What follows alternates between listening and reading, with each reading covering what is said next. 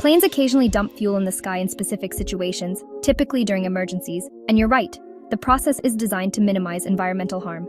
Here's why and how it works. Why planes dump fuel. Weight reduction for safe landing.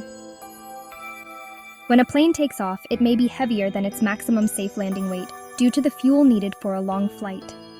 If an emergency requires a quick landing shortly after takeoff, the plane may need to shed weight to land safely. Avoiding structural strain. Landing with a full fuel load can put extra strain on the plane's structure, increasing the risk of damage.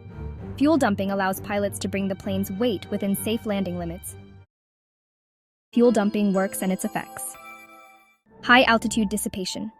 Jet fuel is released at high altitudes, where it disperses into tiny droplets. These droplets evaporate before reaching the ground, reducing the environmental impact. Minimal ground impact.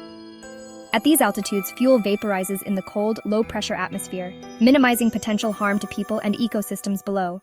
While fuel dumping is typically safe when done at the correct altitude, it's used only in essential situations to ensure passenger safety. Don't forget to like and subscribe for more educational and informative videos.